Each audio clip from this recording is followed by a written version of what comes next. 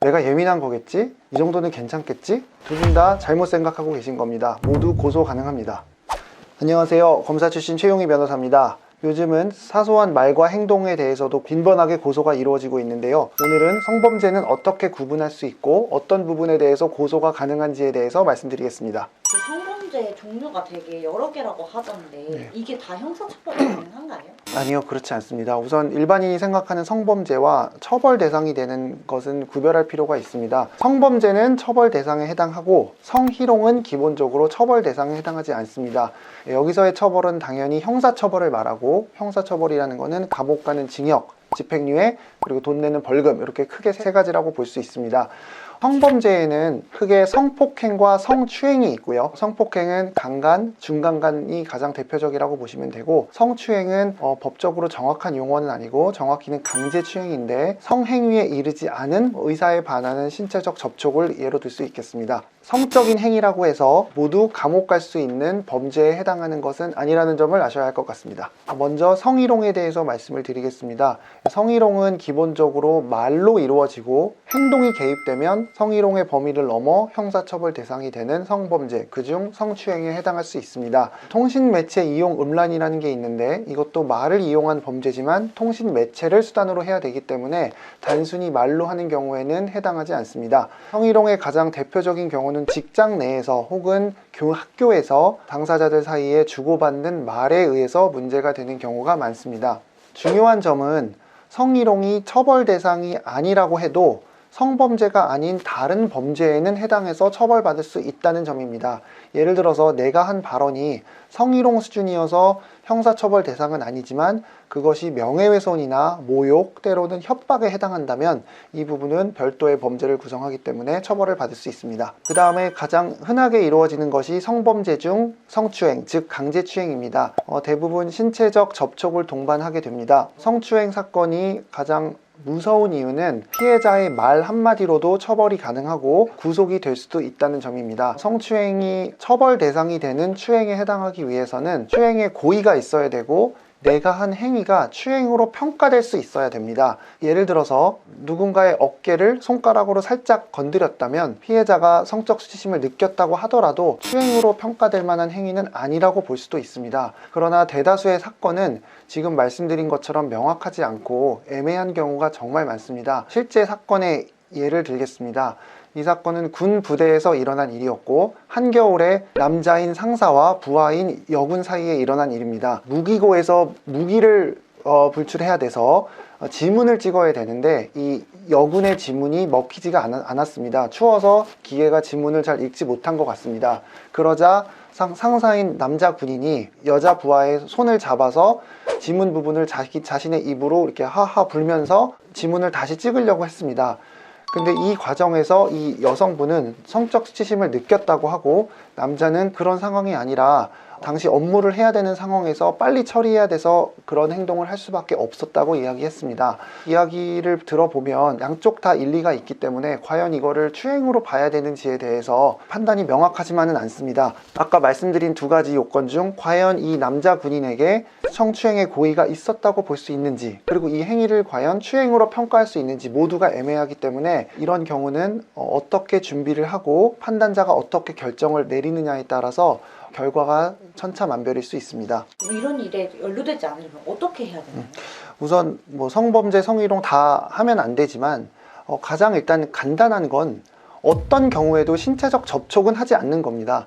의외로 우리가 사회생활을 하다 보면 정말 어떤 악의 없이 신체적 접촉을 할 때가 많이 있어요.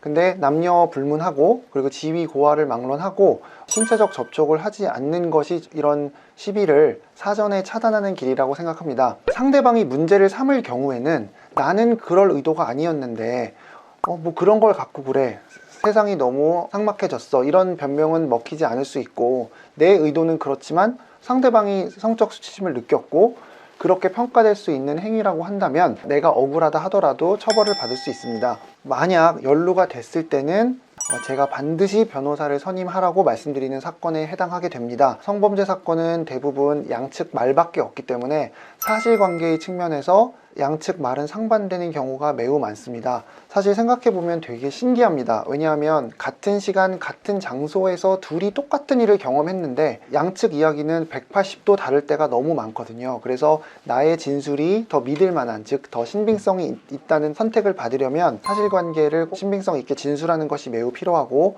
또 법리적인 측면에서, 즉 이게 추행으로 평가될 만한 행위인지, 그리고 실제 사례에서 검찰이나 수사기관이나 법원에서 추행 어떻게 평가했는지에 대한 유사 사례를 참조하는 것도 너무 중요합니다. 나이가 있으신 분들은 이게 진짜 되게 당연하다고 생각하실 수도 있잖아요. 네. 아, 뭐 이런 거 가지고 그래. 그냥 뭐 네가 이뻐서 이런 말 하는 거야. 그냥 이렇게 말씀하시는 분들한테는 어떻게 해야 돼요? 손주도 있는 나이가 많은 남자 어르신께서 버스를 타고 가는데 자기 앞자리에 교복 입은 여중생이 있었어요. 근데 여중생이 이제 치마가 짧은데 이제 그냥 앉으니까 치마가 이렇게 접혀서 앉았는데, 여자가 하차하려고 내리니까 이제 치마가 접혀서 이렇게 위로 올라가 있으니까 뭐 속옷이 보였나 봐요. 그래서 이분은 그야말로 손주 같은 마음에 치마 올라갔다라고 하면서 치마를 이렇게 만져서 이렇게 내려준 거예요. 근데 이게 신고가 됐거든요. 이 어르신의 의도는, 진짜 의도는 사실 알 수 없어요. 마음속에 누가 들어갔다 나올 수는 없기 때문에. 근데 과연 정말 추행의 고의가 있었냐 없었냐는 거를 한 번에 알기가 너무 어려워요. 그래서 이런 경우는 사실은 되게 판단이 애매한데 결국은 추행으로 결론을 내렸던 걸로 제가 지금 기억을 하거든요. 그래서 아무튼 이런 애매한 거는 그냥 연루되지 않는 게 최선이고, 말씀드린 것처럼 신체적 접촉 어떤 경우도 하지 않는다고 생각하시는 게 좋을 것 같습니다.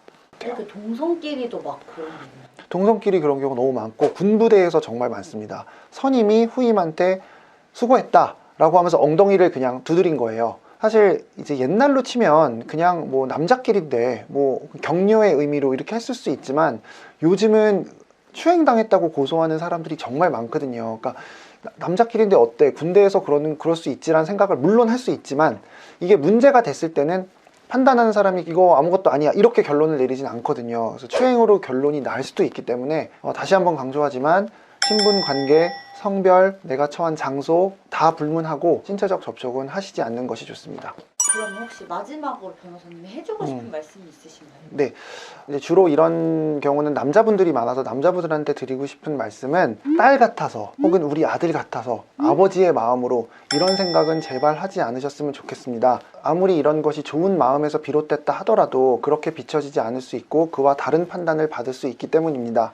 그리고 성별을 불문하고 피해를 보신 분들은 별거 아니라고 생각하시지 마시고 내가 당한 일에 대해서 꼼꼼하게 기록을 해두시기를 바랍니다. 시간이 지나면 기억도 가물가물하고 자기가 기억하고 싶은 것만 기억하는 경우가 정말 많습니다. 따라서 일시 장소를 비롯하여 육하 원칙에 맞게 자기가 당한 일을 꼭 기록하시고, 가사 지금 내가 법적인 조치를 취하지 않는다 하더라도 미래에 이게 어떻게 쓰여질지 모르고 누구 말이 맞는지를 판단함에 있어서는 내가 과거에 그 시기 그 무렵 작성한 글은 어떤 것보다 더 신빙성이 높기 때문에 꼭 그렇게 하셨으면 좋겠고, 또 피해를 당하신 분들은 이게 본인의 잘못이 아니니 부디 본인을 자책하지 않으셨으면 좋겠습니다. 예, 오늘은 성희롱과 처벌 대상에 해당하는 성범죄의 종류에 대해서 말씀을 드렸습니다. 다시 한번 강조하지만 내가 처한 상황, 성별, 그리고 조직 내에서의 어떤 지위 이런 것들을 불문하고 신체적 접촉은 절대로 하지 마시고, 좋은 마음에 누군가가 옷에 뭐가 묻었다고 해서 내가 가서 그걸 털어준다고 이렇게 하지 마시고, 그냥 차라리 그냥 지나가시거나 뭔가를 해주고 싶다면 그냥 말로 이렇게 알려주는 방법으로 하시는 게 좋을 것 같습니다.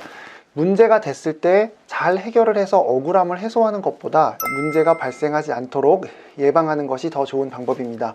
혹시나 내가 너무 예민하다고 생각하실 수도 있는데, 그런 경우에 다시 한번 지금 현재 처한 상황에 대해서 객관적으로 판단을 해보시고, 경우에 따라서는 내가 당한 그 행위가 고소 가능한 행위일 수도 있기 때문에 그 부분에 대해서는 전문가와 상의를 해보셨으면 좋겠습니다. 여러분들의 사건을 처음부터 끝까지 꼼꼼하게 챙겨줄 수 있는 변호사님을 만나셨으면 좋겠습니다. 이상 최용희 변호사였습니다. 감사합니다.